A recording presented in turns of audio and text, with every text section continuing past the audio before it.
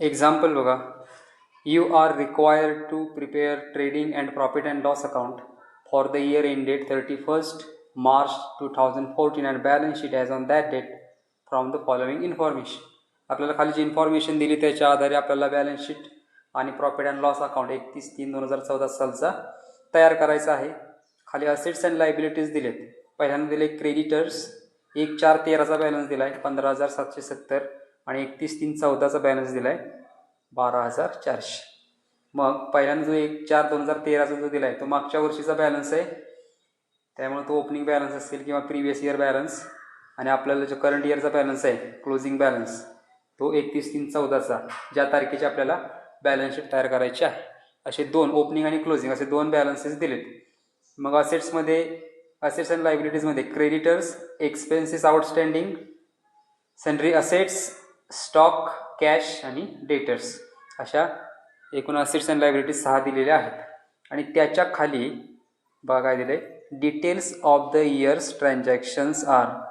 आपल्याला जे वर्षभरात जे ट्रान्झॅक्शन झाले म्हणजे 1/4/13 ते 31/3/14पर्यंतचे ते सर्व ट्रान्झॅक्शन्स कॅशच्या स्वरूपामध्ये असतील किंवा क्रेडिटच्या स्वरूपामध्ये असतील ते आपल्याला ट्रान्झॅक्शन्स दिलेत. मग त्याच्यामध्ये बघा पहिल्यांदा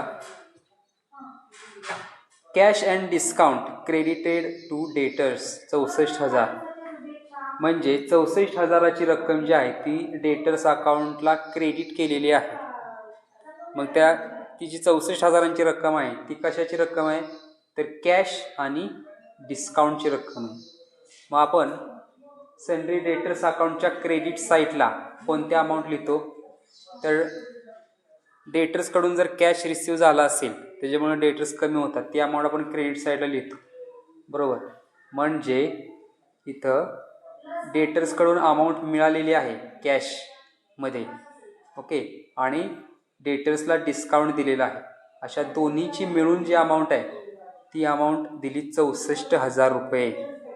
ठीक आहे. त्यानंतर पुढे दिले रिटर्न्स फ्रॉम डेटर्स. डेटर्स म्हणजे ग्राहकांनी ज्या वस्तू नेल्या त्या वस्तू माघारी केल्या, ओके, तर आपण रिटर्न्स फ्रॉम डेटर्स म्हणतो. 1,450 रुपयांच्या वस्तू त्यांनी माघारी केल्या. मग ही सुद्धा आपण अमाऊंट डेटर्स अकाउंटच्या क्रेडिट साईडला लिहितो कारण त्याच्यामुळे डेटर्स हे कमी होणार आहेत. त्यानंतर बॅड डेट्स आहेत 420, हे सुद्धा डेटर्स अकाउंटच्या क्रेडिट साईडला लिहितो. त्यानंतर आहे सेल्स, कॅश आणि क्रेडिट. एकूण सेल झालेला आहे 71,180, कॅश आणि क्रेडिट दोन्ही प्रकारचा सेल मिळून, ठीक आहे, त्याची अमाऊंट दिली 71,180. त्यानंतर पुढे दिले डिस्काउंट अलाउड बाय क्रेडिटर्स. क्रेडिटर्सने आपल्याला डिस्काउंट दिला म्हणजे आपण ज्यांच्याकडून वस्तू खरेदी केल्या उधारीवर त्यांनी आपल्याला डिस्काउंट दिलेला आहे 700 रुपयांचं. म्हणजे क्रेडिटर्स कमी होणार 700 रुपयांनी. क्रेडिटर्स अमाऊंट जी असते ती आपण क्रेडिट साईडला लिहितो. मग जर क्रेडिटर्स जर कमी होणार असतील तर त्यामुळे आपण डेबिट साईडला लिहिणार. मग ही अमाऊंट डेबिट साईडला लिहायची, डिस्काउंट अलाउड बाय क्रेडिटर्स. पुढं दिलं आहे returns to creditors. Returns to creditors म्हणजे क्रेडिटर्सना आपण वस्तू माघारी दिल्या, ज्यांच्याकडून आपण उधारीवर वस्तू खरेदी केल्या होत्या त्याला आपल्याला वस्तू त्या डिफेक्ट असेल किंवा इतर कारणामुळे आपण त्यांना माघारी देऊन टाकल्या, त्याला आपण म्हणतो रिटर्न आउटवर्ड. त्याच्यामुळे सुद्धा क्रेडिटर्सची अमाऊंट कमी होते, त्यामुळे ती सुद्धा आपण अमाऊंट डेबिट साईडला लिहायची क्रेडिटर्स अकाउंटच्या. त्यानंतर पुढे दिले कॅपिटल इंट्रोड्युस्ड. करंट इयरमध्ये कॅपिटल, नवीन कॅपिटल आणलं 8,500 रुपयांचं, आपण ते प्रिव्हियस जे कॅपिटल असेल त्या कॅपिटलमध्ये ही अमाऊंट ॲड करायची न्यू कॅपिटल म्हणून. त्यानंतर पुढे दिलं आहे रिसिट फ्रॉम डेटर्स. डेटर्सकडून अमाऊंट मिळाली, आपले जे ग्राहक आहे ज्यांनी उधारीवर वस्तू आपण दिल्याकडून घेतल्या होत्या त्यांनी आपल्याला अमाऊंट दिलेली आहे 62,500 रुपयांची. आपण ती डेटर्स अकाउंटच्या क्रेडिट साईडला लिहितो. तर डेटर्स अकाउंटचा डेबिट बॅलन्स असतो, ओके, या अमाऊंटमुळे डेटर्स कमी होणार आहेत. त्यानंतर आहे कॅश परचेसेस म्हणजे खरेदी वस्तू केल्या पण ते कॅशच्या स्वरूपामध्ये कॅश देऊन केल्या 1,030 रुपयांची. त्यानंतर आहेत expenses paid by in cash. Expenses आपण दिले, पे केले कॅशच्या स्वरूपामध्ये. त्यानंतर आहे purchases of machinery by cheque. Machinery खरेदी केली यावर्षी 3,180 रुपयांची चेक देऊन. त्यानंतर आहे ड्रॉइंग्स बाय चेक. ड्रॉइंग्स म्हणजे बिझनेसमधून आपण अमाऊंट काढली चेकमधून, चेकच्या स्वरूपामध्ये ती अमाऊंट आहे 430 रुपये. ही अमाऊंट कॅपिटलमधून वजा होईल. त्यानंतर आहेत cash payment to bank. Cash payment केलं ओके बँकेमध्ये 5,000 रुपये. त्यानंतर आहेत withdraw from bank in cash. कॅशच्या स्वरूपामध्ये बँकेतून पैसे काढले. किती रुपये काढले? 9,240. त्यानंतर आहे cash in hand at the end. Cash किती राहिला वर्षाच्या शेवटी? 1,200 रुपयांचा. Payment to creditors by cheque. क्रेडिटर्सना आपण पैसे दिले 60,270 रुपये चेकच्या स्वरूपामध्ये. आणि शेवटी कॅश ॲट बँक 6,880. वर्षाच्या शेवटी जो कॅश राहिलेला आहे बँकेमध्ये तो आहे 6,880 रुपये. तर या पद्धतीने जे ट्रान्झॅक्शन्स वर्षभरामध्ये घडले ते बिझनेसने केले त्या बिझनेसचे आपल्याला डिटेल्स दिले त्याच्या आधारे आपल्याला करायचे trading and profit and loss account आणि बॅलन्स शीट. आता यामध्ये आपल्याला जर आपण जर या एक्झाम्पलमध्ये बघितलं तर आपल्याला 3 गोष्टी माहीत नाही आहेत. पहिली गोष्ट म्हणजे आपल्याला क्रेडिट सेल्स माहीत नाही आहे. आता इथं सेल्सची अमाऊंट दिली आपल्याला 4थ्या नंबरला दिली बघा. सेल्स कॅश आणि क्रेडिट 71,180. कॅश आणि क्रेडिट सेल दोन्हीची एकत्र मिळून आपल्याला ती अमाऊंट दिली. पण क्रेडिट सेलची अमाऊंट किती, कॅश सेलची अमाऊंट किती हे आपल्याला माहीत नाही. मग डेटर्स अकाउंट जर केलं आपण तयार तर आपल्याला क्रेडिट सेलची अमाऊंट समजेल. दुसरी अमाऊंट आपल्याला माहीत नाही ती म्हणजे क्रेडिट परचेसेस. क्रेडिटमध्ये किती परचेस केले ते माहीत नाही. कॅश परचेसेस माहीत आहेत 1,030 रुपये आपल्याला दिलेत पण क्रेडिट परचेसेस दिले नाहीत. मग आपण क्रेडिटर्स अकाउंट जर तयार केला तर आपल्याला क्रेडिट परचेसेस कळतील. आणि शेवटचं दिलं नाही ते म्हणजे कॅपिटल दिलं नाही. यावर्षी किती कॅपिटल इंट्रोड्यूस केलं त्याची अमाऊंट दिली 8,500 रुपये. परंतु प्रिव्हियस कॅपिटल किती आहे मागच्या वर्षीचं ती अमाऊंट मात्र इथं दिलेली नाही. त्यामुळे या 3 अमाऊंट्स आपल्याला शोधून काढाव्या लागतील. आणि त्या 3 अमाऊंट शोधून काढण्यासाठी आपल्याला काय करावं लागेल? 3 अकाउंट्स तयार करावे लागतील. Sundry debtors account, creditors account आणि बॅलन्स शीट. बॅलन्स शीट असेल ती प्रिव्हियस इयरची असेल. आपण त्या 3 अकाउंट तयार करूया. टोटल डेटर्स अकाउंट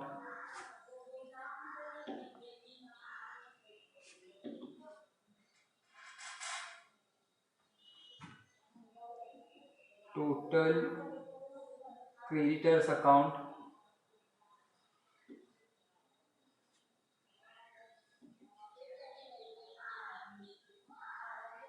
आणि बॅलन्स शीट ॲज ऑन 31/3/13 म्हणजे प्रिव्हियस इयरची बॅलन्स शीट.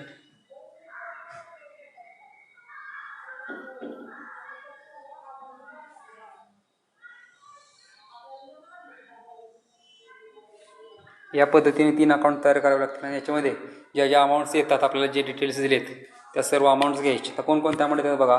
पहिल्यांदा दिलेत आपल्याला असेट्स अँड लायबिलिटीज. मग असेट्स अँड लायबिलिटीजमध्ये पहिल्यांदा दिलं आहे क्रेडिटर्सचा ओपनिंग आणि क्लोजिंग बॅलन्स दिला आहे. मग तो आपण क्रेडिटर्स अकाउंटला घेऊ शकतो. 1/4/13 जो आहे तो ओपनिंग बॅलन्स आहे 15,770. क्रेडिटर्सचा बॅलन्स क्रेडिट असतो त्यामुळे क्रेडिटर्स अकाउंटच्या क्रेडिटला लिहायचं बाय बॅलन्स ब्रॉड डाऊन 15,770 आणि 31/3/14चा बॅलन्स दिला आहे क्लोजिंग बॅलन्स 12,400. तो डेबिट साईडला घ्यायचा. डेबिट साईडला सगळ्यात शेवटी टू बॅलन्स CD 12,400. यानंतर खाली जे एक्सपेन्सेस आउटस्टँडिंग ते काही इथं आपल्याला घ्यायची काय गरज नाही आहे. परंतु आपण जी बॅलन्स शीट तयार केली आता हे एक्सपेन्सेस आउटस्टँडिंग एक्सपेन्सेस ही लायबिलिटी आहे. ठीक आहे. त्यामुळे ते आपण ओपनिंग बॅलन्स शीट तयार करतो तिथं आपण लायबिलिटी साईडला लायबिलिटी घेऊ शकतो. पहिल्यांदा क्रेडिटर्स दिले क्रेडिटर्ससुद्धा घ्यायचे.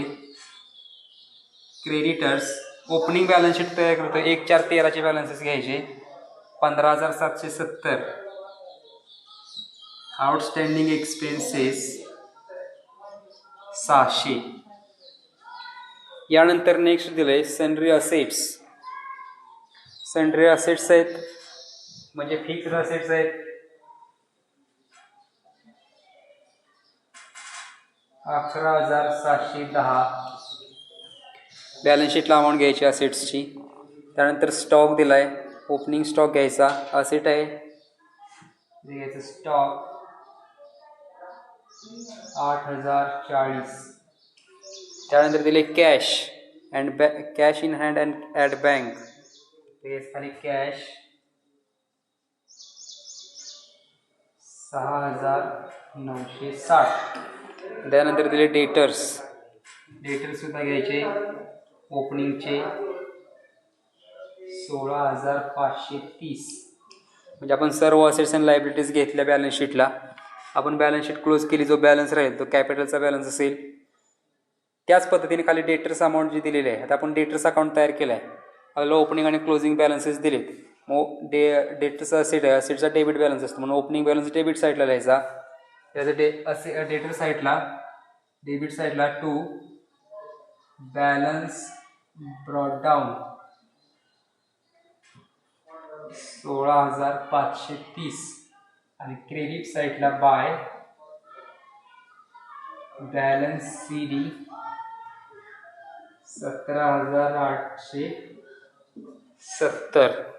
आपण असेट्स अँड लायबिलिटीच्या सर्व अमाऊंट्स घेतल्या. ठीक आहे. त्यानंतर आपल्याला खाली ट्रान्झॅक्शन्स जे दिलेत, डेटर्स आणि क्रेडिटर्सशी संबंधित जे ट्रान्झॅक्शन्स असतील ते सर्व अमाऊंट घ्यायची. पहिल्यांदा दिलं आहे cash and discount credited to debtors, म्हणजे डेटर्स अकाउंटच्या क्रेडिटला कॅश आणि डिस्काउंट लिहायचं आहे. पण कॅश किती आहे, जो डेटर्सकडून रिसीव्ह झालेला आहे. कारण जी अमाऊंट आपल्याला रिसीव्ह होते तीच आपण क्रेडिट साईडला लिहितो, बरोबर. म्हणून ते कॅश हा रिसीव्ह झालेला आहे, कारण तो आपण क्रेडिट केलेला आहे डेटर्स अकाउंटला. पण कॅश किती आहे आणि डिस्काउंट किती आहे ते आपल्याला इथं माहीत नाही. मग त्यासाठी ती शोधून काढण्यासाठी आपल्याला खाली जो 7 नंबरला जो मुद्दा दिला आहे, काय दिलं आहे, कॅपिटल इंट्रोड्यूस नंतर दिले बघा, रिसीट फ्रॉम डेटर्स. डेटर्सकडून किती अमाऊंट मिळाली, किती मिळाली, 62,500. म्हणजे डेटर्सकडून जी अमाऊंट मिळाली तीच आपण अमाऊंट काय करणार आहे, डेटर्स अकाउंटच्या क्रेडिटला लिहिणार आहे, बरोबर. पण डेटर्स अकाउंटच्या क्रेडिटला अमाऊंट किती लिहिली, तर 64,000 लिहिली. पण डेटर्सकडून अमाऊंट किती आली, 62,500. जी कॅश रिसिव्ड फ्रॉम डेटर्स आहेत 62,500. मग राहिलेली जी अमाऊंट असेल ते काय असणार आहे, डिस्काउंट असणार आहे, बरोबर. त्यामुळे आपण वेगळ्या अमाऊंट लिहायचे. इथे लिहायचं बाय रिसीट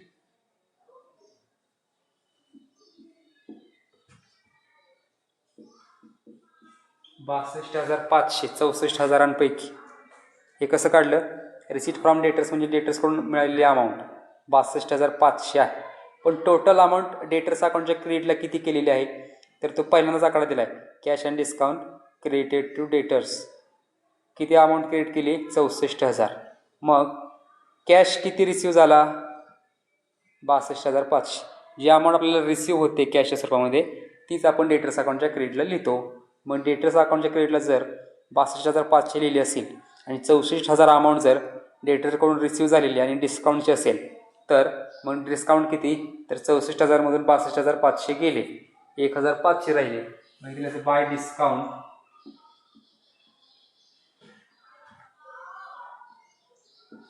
1,500 रुपये.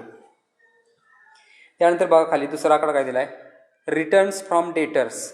डेटर्सकडून वस्तू माघारी मिळाल्या, रिटर्न इनवर्ड आहे. आपण ज्या वस्तू विकलेल्या होत्या ग्राहकांना त्यांनी आपल्याला माघारी आणून दिल्या, त्याच्यामुळे डेटर्स कमी होणार आहेत. किती रुपयांनी, 1,450 रुपयांनी. त्यामुळे ही सुद्धा अमाऊंट डेटर्स अकाउंटच्या क्रेडिट साईडला लिहायची. इथे बाय रिटर्न आहे 1,450 रुपये. त्यानंतर आहेत बॅड डेट्स, पैसे बुडाले, ग्राहकांनी पैसे बुडवले, त्याच्यामुळे सुद्धा डेटर्स कमी होणार. त्यामुळे ती सुद्धा अमाऊंट डेटर्स अकाउंटच्या क्रेडिटला घ्यायची, 420 बाय बॅड डेट्स 420 रुपये. त्यानंतर आहे सेल, कॅश अँड क्रेडिट. कॅशच्या स्वरूपामध्ये आणि क्रेडिट स्वरूपामध्ये टोटल आपल्याला सेल दिलेला आहे 71,180 रुपये. मग आपल्याला कॅश सेल किती आहे आणि क्रेडिट सेल किती आहे तेच आपल्याला काय करायचे, शोधून काढायचं आहे. ठीक आहे. तर यानंतर बघा काय दिले, पुढचा जो मुद्दा दिलेला आहे तो आहे डिस्काउंट अलाउड बाय क्रेडिटर्स. क्रेडिटर्सने आपल्याला डिस्काउंट दिला म्हणजे आपलं क्रेडिटर्स कमी होणार, आपल्याला तेवढी रक्कम द्यावी लागणार नाही. मग त्या अमाऊंट कुठे लिहायची? क्रेडिटर्स अकाउंटच्या डेबिटला. क्रेडिटर्स कधी वाढतात? ज्यावेळी आपण क्रेडिटला अमाऊंट लिहितो त्यावेळी, कारण क्रेडिटर्स लायबिलिटी आहे. क्रेडिटर्स अकाउंटच्या क्रेडिट बॅलन्स असतो. डेबिटला अमाऊंट लिहिली तर क्रेडिटर्स कमी होते, पण डिस्काउंट मिळते त्यामुळे क्रेडिटर्स कमी होणार आहे. त्यामुळे लिहायची क्रेडिट अकाउंटच्या डेबिटला टू डिस्काउंट 700 रुपये. यानंतर पुढे दिले रिटर्न्स टू क्रेडिटर्स. क्रेडिटर्सना आपण वस्तू माघारी दिल्या, जे आपण त्यांच्याकडून उधारीवर वस्तू खरेदी केल्या होत्या, आपल्या डिफेक्ट सापडला असेल त्यामुळे त्या वस्तू माघारी दिल्या. रिटर्न आउटवर्ड आहे 400 रुपये, त्याच्यामुळे सुद्धा क्रेडिटर्सची अमाऊंट कमी होणार. त्यामुळे ती सुद्धा अमाऊंट दिल्याची टू रिटर्न आउटवर्ड 400 रुपये. त्यानंतर खाली कॅपिटल इंट्रोड्यूस्ड. यावर्षी नवीन कॅपिटल आणलं 8,500 रुपयांचं, ते आपण बॅलन्स शीटमध्ये घ्यायचे. त्यानंतर आहे रिसीट फ्रॉम क्रेडिट डेटर्स, ते आपण अमाऊंट ऑलरेडी घेतलेले. त्यानंतर पुढे आहे कॅश परचेसेस 1,030 रुपये. आता कॅशमध्ये परचेस केलेले आहे, पण क्रेडिटर्स कधी निर्माण होतात? ज्यावेळी क्रेडिट परचेस करू त्यावेळी. त्यामुळं कॅशच्या स्वरूपामध्ये ज्या अमाऊंट आहे क्रेडिटर्सची ती इथे घ्यायची नाही. त्यानंतर आहे expenses paid in cash. Expenses कॅशच्या स्वरूपामध्ये पे केले. त्यानंतर आहे परचेस ऑफ मशिनरी खरेदी केली. त्यानंतर आहे ड्रॉइंग्स बाय चेक, आपण कॅपिटलमधून ते अमाऊंट वजा करतो. त्यानंतर आहे cash payment in to bank. बँकेमध्ये कॅश काय केलं आपण? दिला 5,000 रुपयांचा. त्यानंतर आहे विड्रॉ फ्रॉम बँक, बँकेमधून पैसे काढले. कॅश इन हँड, ही यातली एक सुद्धा अमाऊंट इथं काय येणार नाही, कारण त्याचा डेटर्स आणि क्रेडिटर्स कोणताही संबंध नाही. त्यानंतर आहे payment to creditors by cheque. क्रेडिटर्सना पैसे दिले त्यामुळे क्रेडिटर्स होतील कमी, मग ती लिहायची क्रेडिटर्स अकाउंटच्या डेबिटला to payment by cheque. Amount आहे 60,270 रुपये. यानंतर आपण काय करू शकतो? सर्व अकाउंट क्लोज करू शकतो. मग अकाउंट जर क्लोज केले तर आपल्याला काय निघेल? इथं पहिल्यांदा निघेल डेटर्स अकाउंटचा जो बॅलन्स असेल तो असेल कॅश सेलचा, बरोबर, आणि क्रेडिटर्सचा बॅलन्स असेल तो कॅश परचेसेसचा. ओके, त्या पद्धतीने आपण आता अकाउंट क्लोज करूया. मग क्रेडिट साईडचे पहिल्यांदा टोटल करावे लागेल. इथं 5 अमाऊंट आहेत. 62,500 आहे, 1,500, 1,450, 420 आणि 17,870. याची सगळ्यांची जर टोटल केली तर 83,720 अमाऊंट येते. तीच अमाऊंट इकडे घ्यायची 83,720. 83,720 मधून 16,650 रुपये, 16,530 रुपये जर वजा केले तर अमाऊंट राहते 67,210. ही आहे क्रेडिट सेल. ठीक आहे, हा बॅलन्स राहिला आहे. आता आपल्याला जी अमाऊंट दिलेली होती transaction details of year's transaction आहेत, त्याच्यामध्ये एक अमाऊंट दिली बघा, sales cash and credit 71,180. Cash आणि क्रेडिटचा टोटल आपल्याला सेल दिला होता 71,180 रुपये. त्या 71,180 रुपयापैकी क्रेडिट सेल किती आहे? 67,210. म्हणजे 71,180 मधून 67,210 जर वजा केले तर आपल्याला कॅश सेल मिळेल. कॅश सेल किती राहील? त्या दोघांची जर वजाबाकी केली तर 3,970 रुपये. मग तो आपण अमाऊंट कुठे घेणार आहे? ट्रेडिंग अकाउंटच्या क्रेडिट साईडला, कॅश सेल आणि क्रेडिट सेल. त्यानंतर आपण क्रेडिटर्स अकाउंट क्लोज करायचा.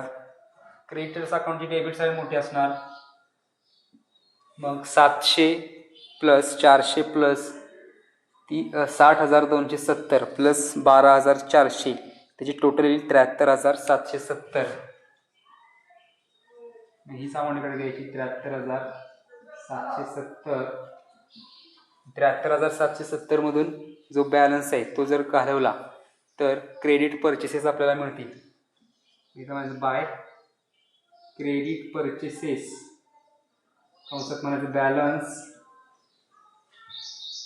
बॅलन्स किती अमाऊंट निघेल? मग 73,770मधून 15,770 जर गेले तर अमाऊंट राहील 58,000. हे आले क्रेडिट परचेसेस. आणि त्यानंतर आपण बॅलन्स शीट आहे, ओपनिंग बॅलन्स शीट, त्याची टोटल करायची. असेट साईड मोठी असणार आहे. असेटला कोण कोण आहे? 11,710 आहेत सन्ड्री असेट्स. स्टॉक आहे 8,040. कॅश अँड बँक आहे 6,960. डेटर्स आहेत 16,530. या सगळ्यांची टोटल केली तर अमाऊंट येईल 73,140.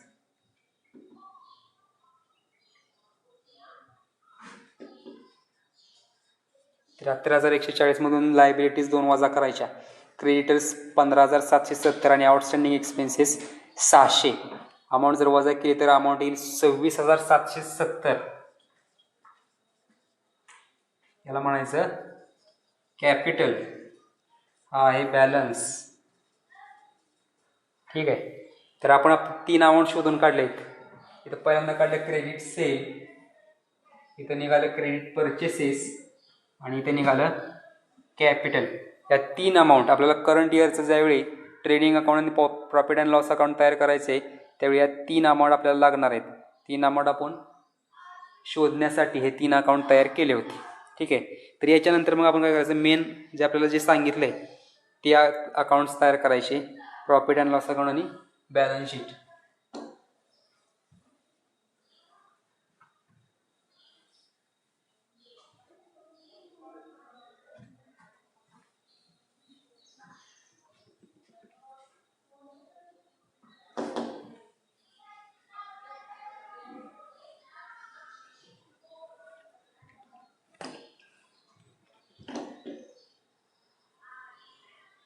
Trading and profit and loss account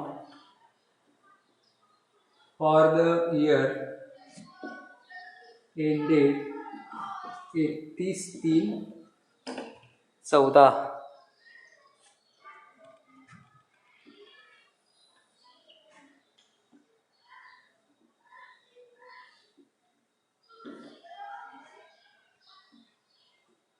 आणि घ्यायचे बॅलन्स शीट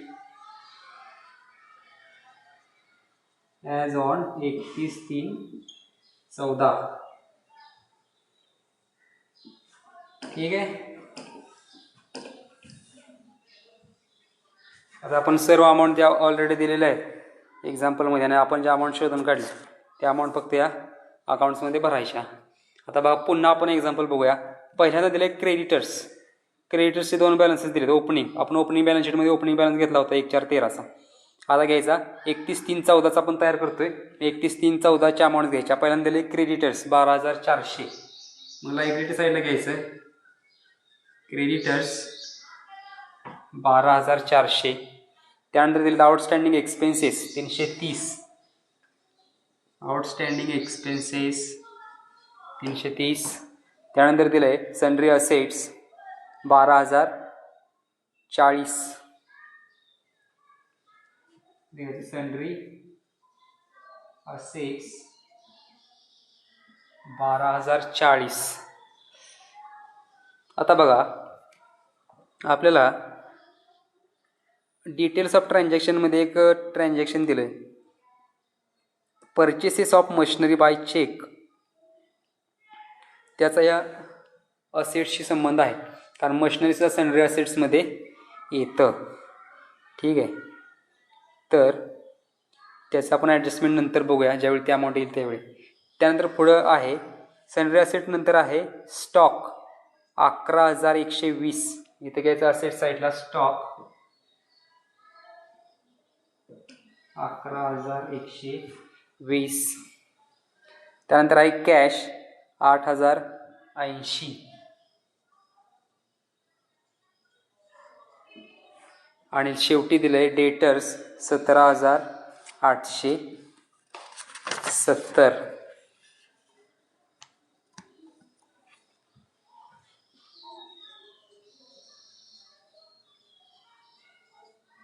या पद्धतीने आपल्याला असेट्स अँड लायबिलिटीज दिलेल्या आहेत. त्यानंतर बघा ट्रान्झॅक्शनमध्ये पहिल्यांदा ट्रान्झॅक्शन आहे cash and discount credited to debtors. Cash आणि डिस्काउंट दिलेला आहे आपल्याला. जे डेटर्सकडून अमाऊंट रिसीव्ह झाली ते आपण डेटर्स अकाउंटला अमाऊंट घेतली होती त्यामुळे ते काही इथे घ्यायची. त्यानंतर पुढं आहे रिटर्न्स फ्रॉम डेटर्सकडून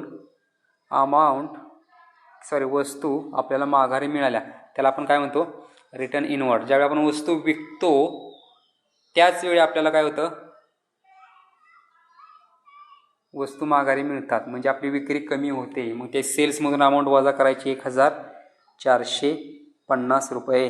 मग पहिल्यांदा सेल्स लिहावं लागेल. तिथं ट्रेडिंग अकाउंटच्या क्रेडिटला बाय सेल्स आपल्याला कॅश सेल आणि क्रेडिट सेल आपण डेटर्स अकाउंट तयार करून काढला होता. त्या सर्वाची टोटल जी अमाऊंट आहे ती घ्यायची आणि त्यातून अमाऊंट किती वजा करायची, 1450 लेस म्हणायचं रिटर्न 1450. त्यानंतर पुढचे बघा ट्रान्झॅक्शन, बॅड डेट्स दिलेत 420 रुपये. बॅड डेट्स एक्सपेन्सेस आहे. प्रॉफिट अँड लॉस अकाउंटच्या टेबलला घ्यायचं 2 बॅड डेट्स 420. ते डेटर्समधून काय वजा करायचं नाही, कारण डेटर्स अकाउंटच्या कोणी येतोय 10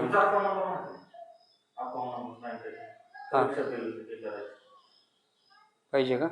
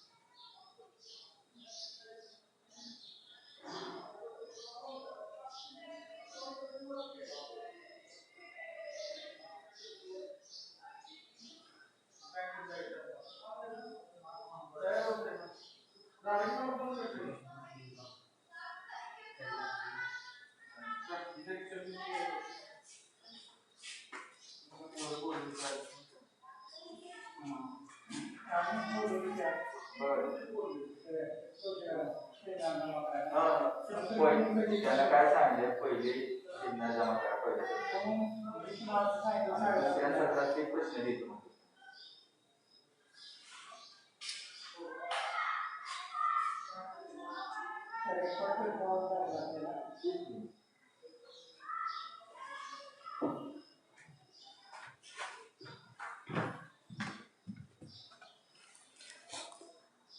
बॅड डेट्स लिहिल्यानंतर नेक्स्ट अमाऊंट दिली सेल्स कॅश अँड क्रेडिट 71,180. आपल्याला टोटलच दिली कॅश अँड क्रेडिट सेल, आपण एक टोटल घेतली तरी चालते 71,180.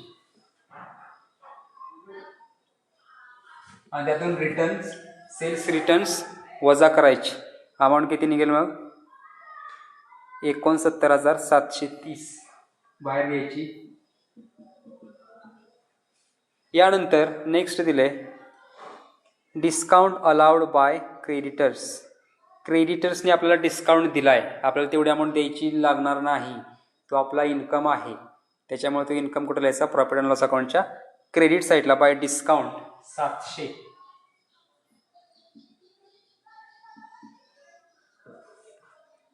यानंतर नेक्स्ट दिलंय कॅपिटल इंट्रोड्युस्ड रिटर्न्स टू क्रेडिटर्सला आपण वस्तू माघारीत दिल्या, बरोबर, त्याला रिटर्न आउटवर्ड म्हणायचं. आपण त्यामुळे काय करतो, परचेसेसमधून वजा करतो. आपण जे परचेस केल्या वस्तू त्या आपण माघार देऊन टाकल्या, म्हणजे परचेसेस तेवढे कमी होणार. मग रिटर्न टू क्रेडिटर्स अमाऊंट आहे 400, त्या अमाऊंट परचेसेसमधून वजा करायची. इथं घ्यायचं टू परचेसेस, त्यातून लेस रिटर्न 400. त्यानंतर नेक्स्ट अमाऊंट दिली कॅपिटल इंट्रोड्युस्ड 8500, म्हणजे कॅपिटल आपण असे लायबिलिटी साईड लिहिणार आहे. आता आपण मागच्या वेळी जी बॅलन्स शीट तयार केली, ओपनिंग बॅलन्स शीट, त्याचा जो बॅलन्स आपला निघाला होता कॅपिटलचा बॅलन्स, त्यामुळे किती निघली होती 26,770. त्यातच आपण अमाऊंट ॲड करायची, ॲड इंट्रोड्युस्ड 8500, नवीन कॅपिटल आणलंय 8500 रुपयांचं. त्यानंतर नेक्स्ट अमाऊंट कुठली दिली बघा, रिसिट फ्रॉम डेटर्सकडून अमाऊंट मिळाली, ते आपण अमाऊंट घेतलेली आहे डेटर्स अकाउंटला. त्यानंतर आहे कॅश परचेसेस, आपल्याला तर परचेसेस आहेत बघा, ओके. त्याच्यामध्ये कॅश परचेसेस किती आहेत, तर 1030 रुपये. आणि आपण क्रेडिट परचेसेस काढले होते क्रेडिटर्स अकाउंट तयार करून, ते निघले होते 58,000. 58,000 प्लस 1030, 58,000 प्लस 1030, 59,030. 59,030 मधून काय करायचं आपण, रिटर्न आउटवर्ड 400 रुपये वजा करायचे, 58,630 अमाऊंट घ्यायची आउटरला. त्यानंतर काय दिले पुढं दिलेलं आहे एक्सपेन्सेस पेड इन कॅश 9,570.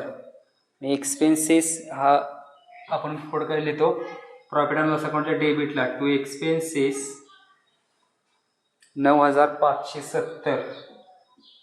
आता ही अमाऊंट जी आहे ती इनर कॉलमला लिहायची, कारण आपण हे जे एक्सपेन्सेस असणार आहेत ते कसले एक्सपेन्सेस असणार आहेत, मागच्या वर्षीचे धरून एक्सपेन्सेस आहेत. आउटस्टँडिंग एक्सपेन्सेस मागच्या वर्षीचे कॅरी फॉरवर्ड होतात करंट इयरला, आणि करंट इयरला ती अमाऊंट आपल्याला द्यावी लागते, बरोबर. मग हे जे टोटल एक्सपेन्सेस आहेत त्यात आपल्याला मागच्या वर्षीचे एक्सपेन्सेस किती आहेत ते दिलेत. आपल्याला असेट्स अँड लायबिलिटीजमध्ये बघा एक्सपेन्सेस आउटस्टँडिंग प्रिव्हियस इयरचे दिलेत 600 रुपये, 1,413चे, म्हणजे प्रिव्हियस इयरचे एक्सपेन्सेस मिळून हे टोटल एक्सपेन्सेस दिलेले असणार आहेत कंपनीनं, आणि त्याच्यामुळं मागच्या वर्षीचे एक्सपेन्सेस वजा करायचे आउटस्टँडिंग 600 रुपये, लेस 2013-14ची अमाऊंट आहे 600, ती अमाऊंट वजा करायची, आणि त्यानंतर अमाऊंट किती येईल 8,970. ती सुद्धा इनरमध्येच घ्यायची, कारण या वर्षी जे आउटस्टँडिंग एक्सपेन्सेस आहेत ते याच्यामध्ये ॲड करावे लागतील, ठीक आहे. आता या वर्षीचे एक्सपेन्सेस किती आहेत ते 31/3/14चे 330, ठीक आहे. ॲड करंट 330 रुपये. मग 8,970 मध्ये 330 अमाऊंट जर ॲड केली तर 9,300 अमाऊंट येईल, ती अमाऊंट आपण आउटरला घ्यायची. त्यानंतर काय दिले बघा, परचेसेस ऑफ मशिनरी बाय कॅशमध्ये मशिनरी खरेदी केली. आता मशिनरी नवीन खरेदी केलेली आहे, असेट वाढणार आहे, बरोबर. आता आपल्याला असेट्स अँड लायबिलिटीमध्ये ओपनिंग असेट्स किती दिल्या होत्या, सन्ड्री असेट्स बघा 11,610, म्हणजे ओपनिंग बॅलन्स असेट्सचा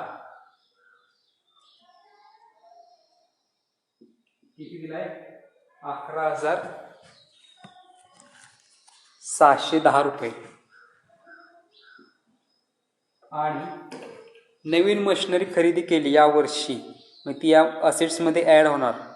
मशिनरी किती आहे आता, purchases of machinery by cheque 3,180, add purchases 3,180 रुपये. मग टोटल असेट्सची अमाऊंट किती होणार? 11,710 प्लस 3,180 14,790. 14,790 ही असेट्सची किंमत आहे. पण आपल्याला असेट्स किती दिलेत? क्लोजिंग अमाऊंट सन्ड्री असेट्स जे आपल्याला असेट्स अँड लायबिलिटीमध्ये दिलेलं आहे 12,040 रुपये दिलेलं आहे. म्हणजे ओपनिंग होता 11,710 आणि वर्षाच्या शेवटी निघाला 12,040 बरोबर. पण किती असायला पाहिजे होता? 14,790 ही रिअल प्राईज आहे बरोबर. पण वर्षाच्या शेवटी अमाऊंट कमी झाली 12,000 गेली. याचा अर्थ काय झालं? अमाऊंट कमी झाली असेट्सची. मग ती असेट्सची अमाऊंट कमी होते त्यावेळी आपण त्याला काय म्हणतो? डेप्रिसिएशन बरोबर. मग यातून क्लोजिंग बॅलन्स जर वजा केला लेस क्लोजिंग बॅलन्स, असेट्सचा क्लोजिंग बॅलन्स किती आहे? 12,040. हा जर वजा केला तर 2,750 जी अमाऊंट राहते ही आहे डेप्रिसिएशन. ठीक आहे. क्लोजिंग बॅलन्स जी घेतली दिलेली आहे तीच आपण असेट साईडला घेतो कारण तो शेवटीचा बॅलन्स आहे, क्लोजिंग आहे वर्षाच्या शेवटीचा. पण त्याच्यामध्ये काही मशिनरी ॲड करायची नाही. ठीक आहे. मशिनरी आपण नवीन खरेदी केली तरीसुद्धा असेटची व्हॅल्यू कमी झाली टोटल असेट्सची. याचा अर्थ ते डेप्रिसिएशन आहे 2,750. ते घ्यायचं प्रॉफिट अँड लॉस अकाउंटच्या डेबिट साईडला. टू डेप्रिसिएशन 2,750 रुपये. त्यानंतर पुढं काय दिले बघा?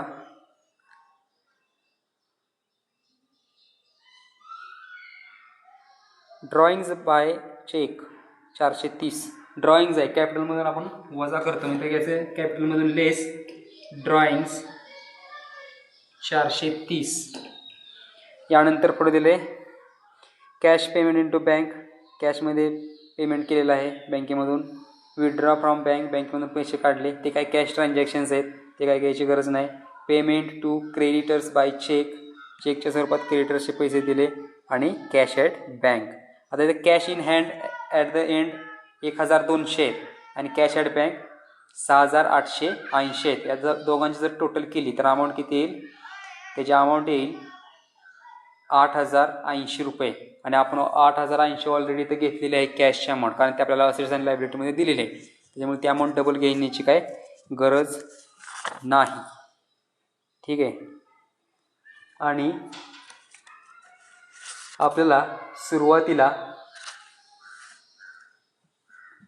बघा काय दिले डिटेल्स ऑफ इयर्स ट्रान्झॅक्शनमध्ये cash and discount credited to debtors. जर डिस्काउंट टू डेटर्स दिलेत, डिस्काउंट आपला लॉस आहे तो आपण इथं अमाऊंट काय घेतलेली नाही आहे. टू डिस्काउंट आपण डिस्काउंट डेटर्स अकाउंट तयार करताना काढला होता 1,500 रुपयांचं. ते एक्सपेन्सेस आहेत ते एकदा अमाऊंट घ्यावी लागेल. या पद्धतीनं आपण सर्व अमाऊंट्स या घेतलेल्या आहेत. आता आपण काय करू शकतो? आता अकाउंट क्लोज करू शकतो. त्यापूर्वी ओपनिंग आणि क्लोजिंग स्टॉक आपण ट्रेडिंग अकाउंटला लिहिलेला नाही आहे, तो एक लिहावा लागेल. तर to opening stock, opening stock किती दिला आहे आपल्याला? स्टॉक असेट्स अँड लायबिलिटीमध्ये दिलेलं आहे बघा 8,040 रुपये. आणि बाय क्लोजिंग स्टॉक त्याची अमाऊंट दिलेली आहे 11,120.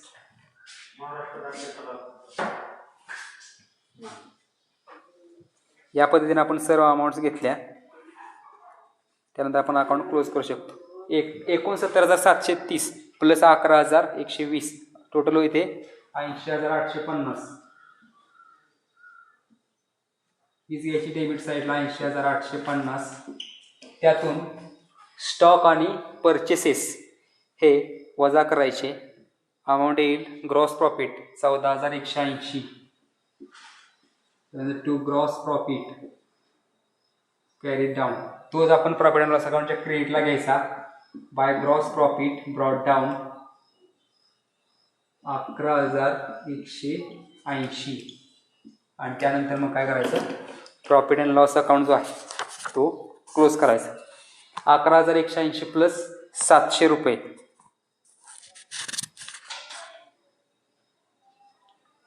सॉरी 14,180 प्लस 700 रुपये. याची जर टोटल केली तर अमाऊंट येईल 14,880. तीच अमाऊंट डेबिटला घ्यायची 14,880. त्यातून सगळे एक्सपेन्सेस वजा करायचे, निघेल नेट प्रॉफिट. मग एक्सपेन्सेस सर्व जर आपण वजा केले तर अमाऊंट निघते 910 रुपये.